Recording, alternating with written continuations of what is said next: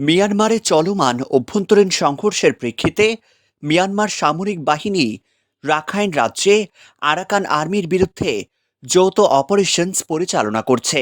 মিয়ানমারের সামরিক বাহিনী এবং আরাকান আর্মির এই সংঘর্ষের কারণে নাফ নদী এবং নদী সংলগ্ন মোহনা এলাকায় বাংলাদেশি বোটের উপর অনাকাঙ্ক্ষিত গুলিবর্ষণের ঘটনা ঘটছে। এই বিষয়ে বাংলাদেশের পররাষ্ট্র মন্ত্রণালয় গভীর উদ্বেগ প্রকাশ করে গত 12ই জুন প্রতিবাদ জানায়। এরই ধারাবাহিকতায় মিয়ানমার নৌবাহিনী সেন্ট মার্টিনস দ্বীপের অদূরে মিয়ানমারের সমুদ্র সীমায় এবং নাফ নদীর মিয়ানমার সীমানায় অবস্থান করে মিয়ানমারের দিকে আরাকান আর্মির অবস্থান লক্ষ্য করে গোলাবর্ষণ করছে। একই সাথে আরাকান আর্মিও মিয়ানমার নৌবাহিনীর জাহাজ ও বোট লক্ষ্য করে গোলাবর্ষণ করছে। বর্তমানে মিয়ানমার সীমান্তে মিয়ানমার নৌবাহিনীর একাধিক যুদ্ধজাহাজ উক্ত অপারেশন পরিচালনা করছে।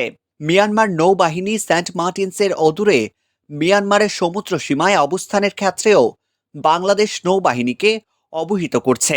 উল্লেখ্য যে মিয়ানমারের অভ্যন্তরীণ সংঘর্ষটি মিয়ানমারের মূল ভূখণ্ড এবং তৎসংলগ্ন উপকূলীয় এলাকায় চলমান রয়েছে। সেন্ট মার্টিনস দ্বীপের সন্নিকটে বাংলাদেশ নৌবাহিনী ও কোস্টগার্ডের একাধিক জাহাজ মিয়ানমারের জাহাজের গতিবিধি পর্যবেক্ষণ সহ বাংলাদেশের সমুদ্র সীমায় থেকে নিয়মিত টহল পরিচালনা করছে।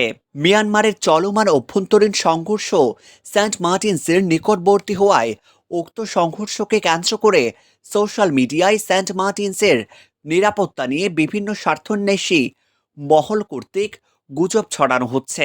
সকলকে এ ধরনের গুজবে বিভ্রান্ত না হওয়ার জন্য অনুরোধ জানানো হয় আন্তঃবাহিনী জনসংযোগ অধিদপ্তর আইএসপিআর এর পক্ষ থেকে। News desk, TTN.